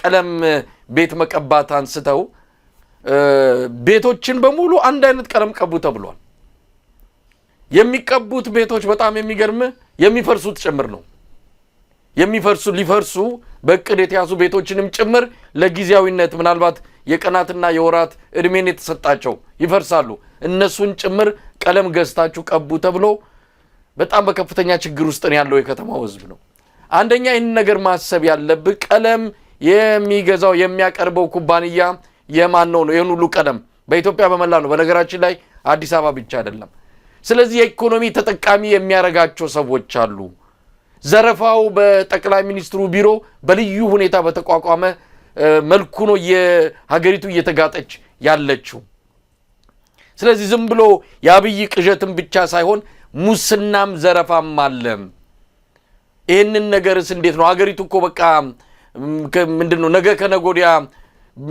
ምን ላይ ልትወርቅ ትችላለች ነገ ከነጎዲያ እንደው አሁን ትውልድም የለም ኢኮኖሚውም የለም ትውልዱ ያው ትምህርት እየተማረ አይደለም ከፍተኛ የትውልድ ክፍተት ነው የተፈጠረው ኢኮኖሚው የለም የሚያሻግር ነገር የለም ሁሉንም በያጥሩ መሳሪያ አስታጥቆ የሰፈር ሚሊሻና የጎበዝ አለቃ በየቦታው ጉልበተኛ የሆነበት ሁኔታ ነው ያለው እንደ ሀገር አለን ለማለትም የሚያሳፍር ነው ስለዚህ አሁን ከዚህ አንፃር ምን ልናይ እንችላለን እንደተባለው የ2026 ሪፖርት ከፍተኛ ቀውስ ከፍተኛ አለመረጋጋት ከሚከሰትባቸው ሀገራት ኢትዮጵያ አንዷ ናት ተብሏል።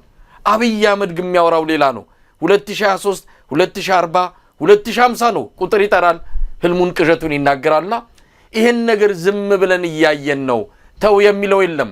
አብረው እያበዱ ነው፣ አብረው እየቃጁ ነው እዛ መንደር ያሉትና ይሄንንስ እንዴት ታየዋል? ፈሪ ጠያቂ ያልሆነ የፖለቲካ ኤሊት ሲፈጠር ይሄ ይከሰታል። ምናልባት አብይ መምጣት አንድ ነገር ያሳየን ነገር ቢኖር የኢትዮጵያ ፖለቲካ ኤሊት በራሱ ላይ እጅግ መስራት እንዳለ ለመጣው ሁሉ የሚንበረከክ ለመጣው ሁሉ ባለስልጣን አቤት የሚል ራሱን ለማስገዛትና ሳይማር ያስተማረውን ማህበረሰብ ለመርገጥ በጣም ዝግጁ መሆኑን በአብይ ያየን ይመስላል። አብይ ይሄንን እንደው በማሳየቱ አይ ቲንክ እንደው አንድ ጥሩ ነገር ልንመዘግብለት እንችላለን። መታከብራቸው መታደንቃቸው ምሁራን በሐሳብ ነፃነት ያምናሉ ብለህ የምታስባቸው ግለሰቦች በዜጎች የመብረጥ መብት ላይ ጥሩ አቋም አለ ብለህ የምታስባቸው ምሁራን ወይም የፖለቲካል ኤሊት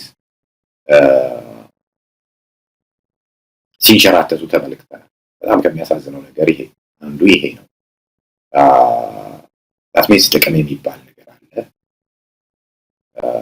ዛሬ እኔ መቼኝ እንጂ ነው እኔ ከሞትኩ ሰርዶ አይቀል እንዳለችው አይነት ተረት ነው የሚሆነው እና እንዲህ አይነት ምሁር ሪሊ ኢትዮጵያ ውስጥ ይኖራል ብለህ ማጠብቀው አሉ። እንዲህ አይነት ነው አልፎ ልክ ባንዳ በትግል ጊዜ እንደነበረው ሁሉ ይሄ አይጠፋም ማለት ግን አሁን በብዛት እንደው ከሌ እንኳን ሳትል እሱን ማየት ሪሊ በጣም የሚያም እንግዲህ ኮራፕሽን የምትለው ይሄን ጨምሮ ነው።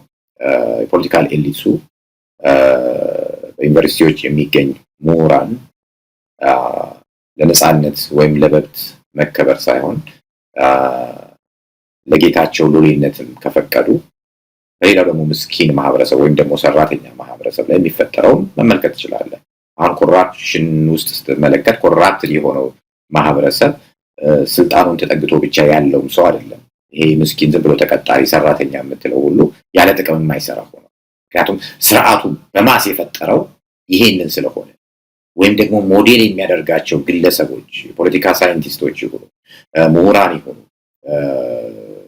ወይም ፐብሊክ ፊገራት የምትላቸው ሰዎች ይሁኑ በአትሌቲክሱ ይሁን ወይም በእግር ኳሱ ይሁን ወይም በሙዚቃው በኪነ ጥበቡ ይሁን ያሉ ወይም እንደ ሞዴል የምታስባቸው ሰዎች ሲንሸራተቱ ካየ እኔ ማን ነኝ ነው የምትለው። አንድ አነስተኛ ቢሮ ውስጥ 2000-3000 ያገኘ የሚኖር ሰው እኔ ማን ነኝ ነው የሚለው። ማን ያቀኛል? ስለዚህ ጉቦ በላይ ይላል። ምክንያቱም ሞዴሉ እንኳን የሆነው የኪነ ጥበብ ሰው ወይም ደግሞ የፖለቲካ ኤሊት ተንሸራቶ አብይን አምላኪ ከሆነ ይሄኛው ምስኪን ሰው ምን ግድ ይለዋል? ይሄን ነው ቅድም ያነሳነው። ይሄ ሞራል ልዕልና አገሪቷ ሌሎች ሀገሮች ላይ ታይ የነበረውና በዜና ብቻ የምሰማው ፍጹም እኛ ሀገር ይመጣል ብለህ የማትጠብቀው የኮራፕሽን ማአት ነው። ዛሬ የቀበሌ መታወቂያ እኮ ድሮ ጀስት መልክህን አሳይተው የከሌ ልጅ ነው ተብለህ መታወቂያ ትወስዳለህ። ኢቭን የቤት ቁጥርህን ያውቁታል እኮ በርቀት ምንም መረጃ ሳይኖር። አሁን እኮ ጉቦ በተወለድክበትና ባደግክበት ቀበሌ ውስጥ 50,000 60,000 70,000 ካልሰጠህ እኮ መታወቂያ አታገኝም። ኢቭን የራስ ጎረቤት የሆነው እንኳን የቀበሌ አስተዳዳሪ ወይም ጸሐፊ መዝገብ ቤት በእድር የሚጋራቸው ሰዎች ሲክርታ ያለ ተመልከት። ይሄ ነው የሞራል ልዕልና ማለት። ከየትም አይመጣም። ይሄ ደግሞ አንተ ስታከብረው የነበረው የመንፈሳዊ አባት ወይም አንተ ስታከብረው የነበረው የፖለቲካ ኤሊት ክዶ ካየህና ለአብይ ሲሰግድ ካየህ ይሄ ቀበሌ መዝገብ ቤት ኃላፊ ምንድነው ነው? ከነፍስ አባት ይበልጣለሁ ወይስ ከብርሃኑ ነጋ ይበልጣለሁ ሊል ይችላል። ምን ትመልስለታል?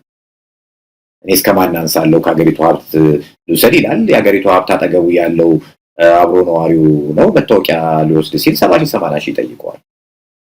ይሄ ነው ማህበረሰቡ እፍረት እንዳይኖረው ኢሰባዊነትን አክሴፕት እንዲያደርግ ኢሰባዊ ድርጊቶች በቃ መከወናቸው ምን ችግር አለው? ከኔ ራቅ ብሎ ከሆነ የተገደለው አንድ ሰው በቃ ምን ኢትዮጵያ መሞት ቀላል ነው። ምክንያቱም መንግስትም የሚለው ይሄንን ነው። እዛ ጋር ሰዎች እየተገደሉ በሺዎች የሚቆጠሩ በአንድ ጉድጓድ እየተቀበሩ ወይም ግፍ እየተፈጸመባቸው እሱ አዲስ አበባ ላይ ውሃ ስለሚያጠጣው አጸድ ያወራል። ተመልከት፣ this much ነው የሰው ልጅ እንኳን ህይወት የሚመለከትበት። ይሄ ምስኪን ማህበረሰብ ጥሮ ግሮ የሚያድረው ምን አይነት ሞዴል አለው? ለኔ የሚያስፈራኝም ይሄ ነው። ኢኮኖሚው ስናወራ ወይም አጠቃላይ ፖለቲካ ስርዓቱን ስናወራ በማህበራዊ ህይወታችን ያመጣው ክስረት ይሄ ሰውዬ በዚህ መልኩ ነው ይችን ሀገር እየሰበረ ያለው። ሞዴል እንዳይኖር፣ ሽማግሌ እንዳይኖር፣ ሽማግሌዎችን ሲዘረጥጥ ያለ የተከበሩ የሃይማኖት አባቶችን ዘርጥቷል። አሉ የተባሉ የፖለቲካ ሳይንቲስቶችን ዘርጥቶ አስገብሯል። የታሪክ ምሁራንን እኮ ይሄው ሰሞኑን ባየነው እንኳን ቪዲዮ አይተናል። ሲያሸማቅቃቸው አይተመልክተናል።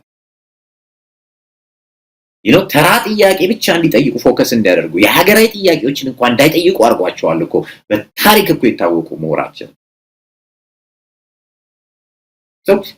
ለኔ ይሄ ነው በጣም ውስብስብ የሆነ የአብይ መምጣት። በቃ ይቺን ሀገር እንደው ቁልፉ እንኳን የቱ ጋር ነው ሰበዙ፣ የቱ ጋር በፈታው ነው ችግሩ የሚፈታው እንዳትል አርጎ ነው ነገሮች የተወሳሰቡ። ይሄ ነገር የሚያመቸው ይመስለኛል ለአብይ። ምክንያቱም አብይ የሚፈልገው 4 ኪሎ ጸዳ ማለቷ ቤተ መንግስቱ መቆየቱ ነው የሚያኮራው እንጂ ትግራይ ላይ ወይ አማራ ላይ ሰው መገደሉ ወይ ጋምቤላ ላይ ሰው መረሸኑ አይደለም። ሰምታል ስለ ጋምቤላ ሲያወራ ነገር መጥቶ ስለ ጽድ ነው የሚያወራ። አሁን እንኳን በዚህ ወቅት ላይ ስለሞቱ ዜጎች ይተወራ የለም። ሱዳን ኢትዮጵያን ድንበር ተሻግራ ስላደረገች ሱዳን ተዋጊዎች ኢትዮጵያን ድንበር ተሻግራ ያደረጉትን ጋምቤላ ላይ አንዳች ነገር አላወሩ። በኑዌር ማህበረሰብ ላይ የተደረገውን ነገር ምንም ተመልከት። ዜጎች ናቸው፣ የኛው ዜጎች ናቸው። ይሄ ሰው ይሄ ነው ሲስተማቲካሊ ኢትዮጵያ ውስጥ ይሄ ሞት፣ ግድያ፣ ኢሰባዊ ድርጊት እንዳይወራ the same thing ማህበረሰቡ ሶሻል ሚዲያ ላይ ስትመጣ ቲክቶክ ላይ ምናምን ነገር በምን ጥምድ አድርገውታል ማህበረሰቡ። በቃ በብልጭ ልጅ ነገር በምግብ ቤት ማስታወቂያዎች ወይ በቲቪ ማስታወቂያዎች በመዝናኛ መድረኮች ወይ ህፃናትን መድረክ ላይ በማምጣትና በማጨቃጨቅ ተራ የግለሰቦች የፍቺና የጋብቻ ወሬዎችን በማጉላት ይሄ ሲስተማቲካሊ እኮ እየተሰራ ያለ ነው። ስለዚህ ትጠመዳለህ። በቃ ምንም ርካሽ እንድትሆን እንደ ሰው እንዳታስብ ስለሞቱት ኢሰባዊ ድርጊት ስለሚፈጸምባቸው ዜጎች ወይም ስለሚገደሉት ህፃናት ወይም ስለሚደፈሩት ሴቶች እንዳታወራ። በቃ ፎከስ ወይም ትኩረት እዚህ ላይ እንዲሆን ያደርጋል። ይሄ ነው የአብይ በጣም ትልቁ ሰይጣናዊም ስራ ይሄ ነው። ክርስትናውም በእስልምናውም የምታከብረው ሰው እንዳይኖር። እኔ እንደው ከኢኮኖሚው በላይ ምናልባት ኢኮኖሚ ድካም ይጠይቃል፣ ሊመለስ ይችላል። እማን መልሰው ግን አሁን በዚህ ልጆቻችን ላይ የተዘራው ይሄ ግዴለሽ ለሰዎች ሰብአዊነት ማጣት፣ እፍረሽ የለሽ መሆን፣ አይና ወጣ ብልግና መድረክ ላይ ማየት፣ እነዚህ ነገሮች በምንድን ነው የምናስተካክላቸው? እኔ እንደውም የሚያስፈራኝ ኢኮኖሚ ጥሩ ባለሙያ ጥሩ መሪ ባገኘው ወቅት እቅዶችን ታወጣለህ፣ ፕላን ታወጣለህ፣ ሪሶርስን ትመለከታለህ፣ እንደን የተቻለን ትታገላለህ፣ በብድርም በማህበረሰቡም ጥንካሬ። ግን የሚከፋው ነገር ይሄ ችላ ባይ ሶሳይቲ መገደልን የተለማመደ ማህበረሰብ መራብ መጠማተስ ኦኬ ብሎ የሚያልፍ አይነት ማህበረሰብ ግን መፈጠሩ እሱ የበለጠ ያስፈራኛል። ጊዜም የሚወስደው ለማስተካከል እሱ ይመስለኛል። መሳይ ምናልባት ጥያቄን ካገኘው ዘሪሁን እንግዲህ ቀደም ሲል ያቆየሁትን ጥያቄ በመጨረሻ አድርጌ እንግዲህ የመጀመሪያ ቀን ዳግም ከጠፋ በኋላ ያገኘው ዛሬ ስለሆነ መደበኛውን የመረጃና የትንታኔ መድረካችንን በሚቀጥሉት ቀናት በአንዱ ቀን ተገናኝተን እንደዚሁ በወቅታዊ ጉዳዮች ላይ እናወራለን። አሁን የኢኮኖሚ ጉዳዮችን እያነሳን ነው እየተወያየን የቆየ ነው ከአብይ አህመድ አንፃር። እስቲ ቀደም ሲል ያነሳሁትን የማጠቃለያ ጥያቄ ላድርገው። ከአብይ አህመድ አንድ የምጠቅስለት ነገር ይኖር ይሆን? እንደው በጣም ስስታም ሳንሆን ወይም ደግሞ የግድ አብይ አህመድ ስለምንጠላው ወይም በመጥላት እንኳን በማንነቱ ሳይሆን በሚሰራው ስራ ነው። እንደው አንድ የምንጠቅስለት የለም? ይሄ ሰው እኮ እውነት ለመናገር አንዳንዴ የሚደግፉት ሰዎች ራሳቸው በእነሱ ጫማ ውስጥ ሆነን እንመልከተው። እንደው ምን አግኝተው ነው ይህን ሰውዬ ለአንድ ቀን ስሙን እየጠሩ እንኳን ውለው የሚያድሩት የሚል ጥያቄ ይጭርብኛል። ምንድነው ይሄን ሰውዬ ልደግፍ የሚያስችል አንድ ነገር አለ? እንደው በአንተ በኩል ሊጠቀስ የሚችል ካለ እስቲ እናንሳው። በጣም እንግዲህ አብይን ከሚደግፉ ሰዎች ጋር ሁልጊዜም ቀደም ሲልም አሁንም ደግሞ የነገሮች እየከፉ በመጡበት ወቅትም ማነሳቸው ነገሮች ማምን ሲያነሱልኝ የምጠቅሳቸው ብዙ ጊዜ ቤትም ቁጭ ብዬ ሞክሬዋለሁ። ሊስት ልክ እንደምታረገው የራስ ኦኬ በጀት ይሄ ነው ምናምን ብለህ እንደምታውጣው ችግር ይሄ ነው ወይ ምንድነው ብለህ ራስን ኢቫሉዌት ታደርጋለህ ወይም ትገመግማለህና አብይ ላይ ሪሊ ጨለምተኛ ነኝ። ምክንያቱም አብይ ጋር ፐርሰናል ትውውቅ የለንም ነው ወይም ይሄን ቀማኝ ምናምን የምትለው አይነት ሰው አይደለም። ሶ ኢትዮጵያዊ በመሆኑ ምንም ጥያቄ የለኝም። ኢትዮጵያዊነት ጥያቄ የማነሳበት አይደለም። ግን አንድ መሪ ስል መለኪያ አለኝ ብዬ አንድ አርቲስትን ልወድ እችላለሁ ብለህ ተነስተው ኦኬ ከኔ ዘፋኝ እኮ ቆንጆ ነው ትላለህ አይደል? በቃ ቆንጆ ለአንተ ምንም ክርክር ውስጥ አይገባም። ምክንያቱም ጥላሁን ወድጄዋለሁ ብለህ ምንም አይነካም አይደል? እዚህ ኦኬ ዘሪሁን መብቱ ነው መውደድ ትላለህ። ይለው አንተ ላትወደው ብትችል የሚገርም አይደለም። it's a preference ጉዳይ፣ የምርጫ ጉዳይ፣ የቴስት ጉዳይ። መሪ ግን የቴስት አይደለም ወይ ቁመቱ መልኩ ወይ ብሔሬ ብለህ አይደል መለኪያ ያለው ሰው። ብዙ ጊዜ እንደዚህ ሊስት አድርጌ ነው ከልጆች ጋር እንደዚህ ስንቀር እስቲ ምንድነው አብይ መለኪያዎቹ የሚሆኑት ለመውደድ እስቲ ጥሩ ነገር እንደው አለው ለማለት ይችላል። መለኪያዎች አሉ፣ ቅድም ተነጋግረናል። እንደኛ ኢኮኖሚው ላይ እንደ መሪነት የመሪነት ኳሊቲ አለው። የመጀመሪያው እንደውም ኢኮኖሚ ላይ ከጓት የመሪነት ኳሊቲ ዛሬ በአስተዳደሩ በአነጋገሩ ወይ በአመራር ከመስጠት አኳያ አብይ ምን አይነት ሰው ነው ብለህ ካየየ ጀስት ለአምስት ደቂቃ እንኳን ታግሰው እንደ የሀገር ጉዳይ ስለሆነ ልስማው የምትለው ሰው አይደለም።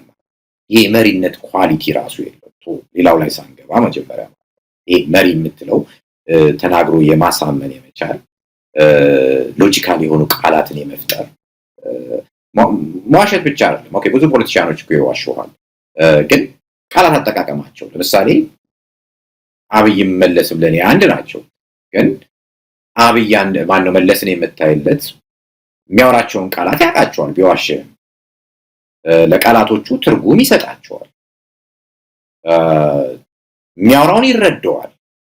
ሶ አንተ የምታደርገው ያንን ሎጂካሊ ለማየት ለመፈተሽ እድል ይሰጣል፣ ለክርክርም እድል ይሰጣል። የሱ ሐሳቦች የሚያወራው ሶ የኳሊቲውን ስቴ ሊደርሺፕ እና አመራር የመስጠቱ ፈለገው እንጠላዋለን። መጨረሻውም እንደውም ልቆም ኃጢአት የሰራው መለስ ነው። ለዚህም አሳልፎ የሰጠ ምንም ጥያቄ የለው። ነገር ግን ከሊደርሺፕ አኳያ የምታይለት ኳሊቲዎች አሉ። ከእውቀት አኳያ and through years ያመጣው ኤክስፒሪየንስ የሚነግረን ስለዛ ሰው ይያል የፖለቲካ ልዩነቶች አሉ። የፖሊሲው ላይ ኢኮኖሚ ፖሊሲው የፖለቲካ አመለካከቱ የሚያደርጋቸው የሰብአዊነት ግድያዎቹ እነዚህዎቹ እንዳሉ ማለት ነው።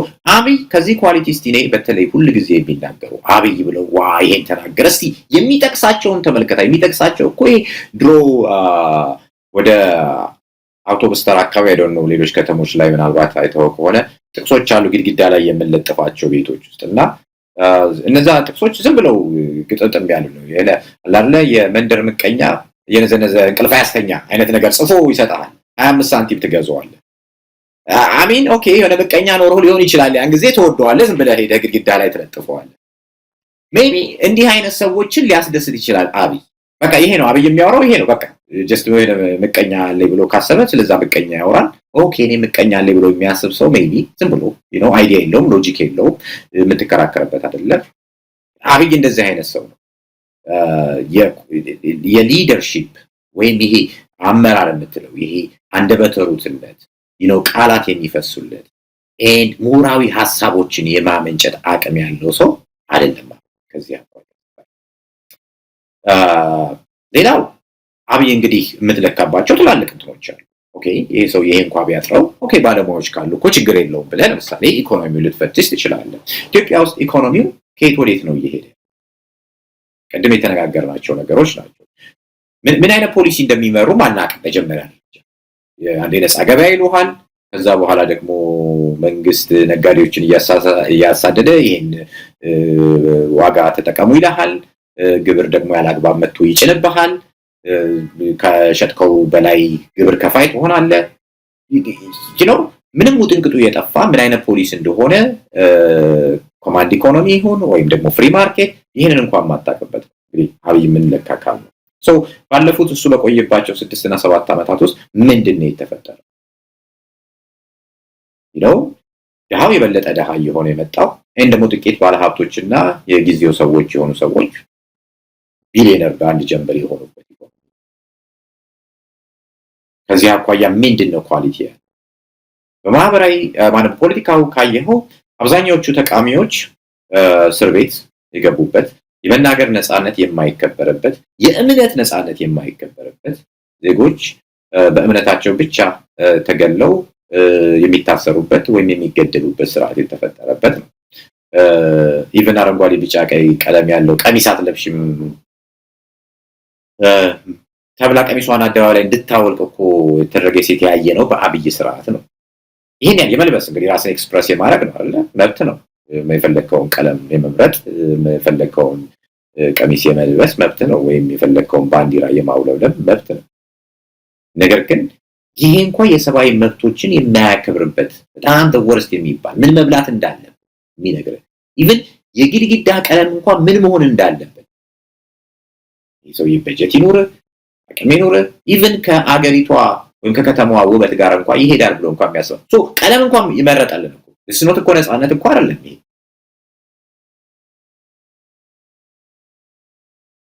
የተሰበሰበው ግብር ለጦርነትና ወይም ደግሞ ለነሱ ኮራፕት ለሆኑ ባለስልጣኖች ላይ ውሎ ተፈራ ያለ የፍሳሽ ማስወገጃ ከያንዳንዱ ቤት 50,000 10,000 30,000 እየተዋጣ ከእንደገና የሚሰራበት ሀገር እኮ ምን ይሄ ሶሻሊዝም ነው በዚህ ካፒታሊዝም ነው ይላል ከዚህ ደግሞ ቧንቧንም ለማሰራት ካንተ ሰበስባለሁ ይላል የሶሻሊዝም ባህሪ ይዞብህ ይመጣል ምንም ቅድ የሌለው ባፈተተው የሚጓዝ ይሆናል ከዚህ አኳያ ስታየው አብይ ኢንፍሌሽኑ በተለይ ዋጋ ንረቱ በዚህ ወቅት ላይ በርካታ ነገሮች እኮ አሁን እኮ ከ2000 እና ከ3000% በላይ እኮ ነው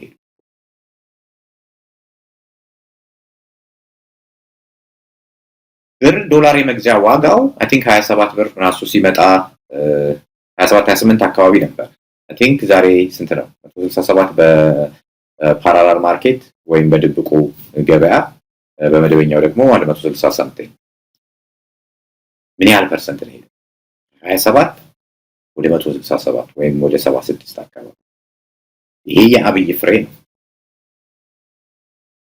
ነው የከተማ ረሃብ እየጨመረ የመጣው አብይ ግን በኢህአዴግ ጊዜም ነበር ሱፍ ለብሶ የሚራው አሁንም ሰው ልጅ ወደ ስራው እየሄደ እንኳን ተርቦ ሆዱን እንኳን ቁርሱን እንኳን መመገብ ሳይችል ቀርቶ ወደ ስራ የሚሄድ ሰው አለ ሱፍ ለብሶ ስራውን እየሰራ የተራበ ዜጋ አለ ማለት ነው ይሄ ቢጤውን አለ ወደና የሚለምነው አይደለም ከተማ ላይ በአብዛኞቹ ለልማት ተብለው የተፈናቀሉ ዜጎች ኮምፐንሴሽን ምንም አልተሰጣቸውም ካሳ የተከፈላቸው ዜጎች ይሄ ሌላው ኢሰብአዊነት ነው ኢኮኖሚክ ኢንጀስቲስ ነው ሌላው ደግሞ ኢሰብአዊነት ነው ዜጎች ከንብረታቸው ከፈሩት ካደጉበት ከቀያቸው መታፈናቅ ምክንያት እንኳን ቢኖረው ተገቢውን ካሳ ከፍለን አብይ ይሄንን አድርጓል ምንም አላደረገም ኦኬ ፖለቲካውም ላይ ቀደም ተመልክተናል በነፃነት የማትናገርበት ማትሰበሰብበት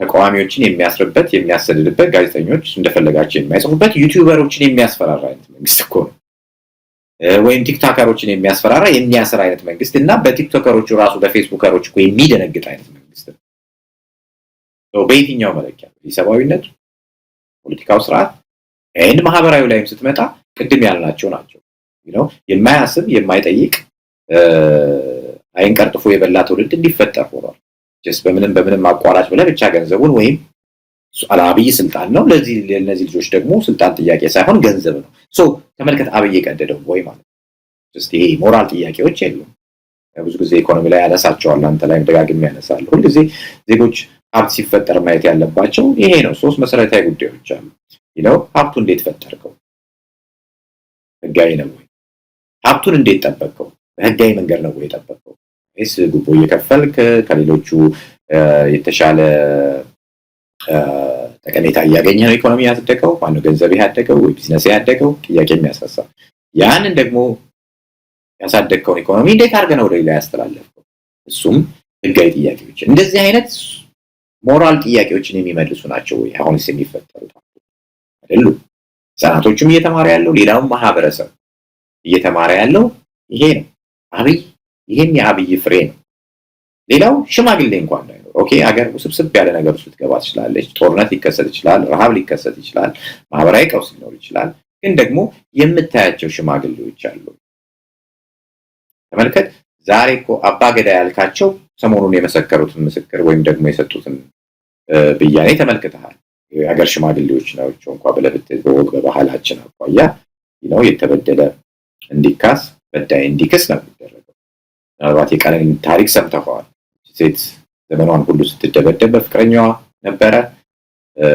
ከዛም ደግሞ ይሄው አሟሟታ ሳይታወቅ ራሷን ገደለች የሚል ታግ ተሰጥቶት አደባባይ የወጣ ጉዳይ አይ ሽማግሌዎች ወይም አባገዳዎች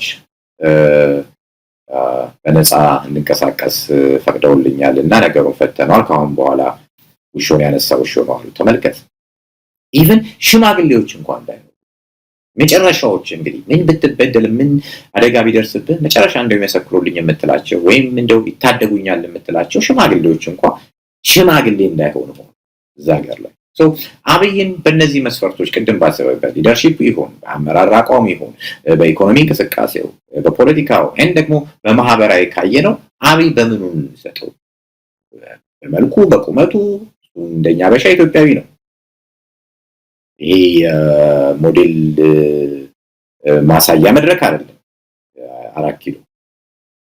4 ኪሎ የሊደርሺፕ ኳሊቲ የምታሳይበት ሀገሪቷን ካለችበት ማጥ ለማውጣት ጥረት የምታደርግበት ከዜጎች ጋርና ከሚችሉ ሰዎች ጋር የምሰራበት መድረክ እንጂ ፋሽን ሾው የምታሳይበት ወይ ሞዴል ነኝ ብለህ የምትቀናጣበት ቦታ አይደለም አብይ በየትኛው መስፈርት ነው እስቲ እንደው ይቺ ነጥብ እንስጠው ብለህ ፋ ያለ ነገር ነው የአብይ አህመድ ያው አንድ ነገር ጥቀስልኝ ብዬ ነበር እውነት ለመናገር እንደማጠቅስም እርግጠኛው ነው ጥያቄውን ያነሳሁት ልጠቅሶም የምትችለው ነገር የሚኖር አይደለም ዘሪሁን እንደው ሌላ ጊዜ በደንብ እንገናኛለን መልካም በዓል መልካም ጊዜ ብዬ ተመኝቼ ልንሰናበት ነው እንግዲህ በጣም አመሰግናለሁ መሳይ ተገናኘንም ደስ ብሎኛል መልካም አውደ ዓመት እንግዲህ ላንተም ለመላው ቤተሰብና ለአድማጮች ተመልካቾቻችን እንግዲህ ከዘሪሁን ተስፋዬ ጋር ያደረግነው ቆይታ ይህንን ይመስላል ዘሪሁን በድጋሚ አመሰግናለሁ ኢትዮጵያ በክብር ለዘላለም ትኖር ጤና ይስጥልን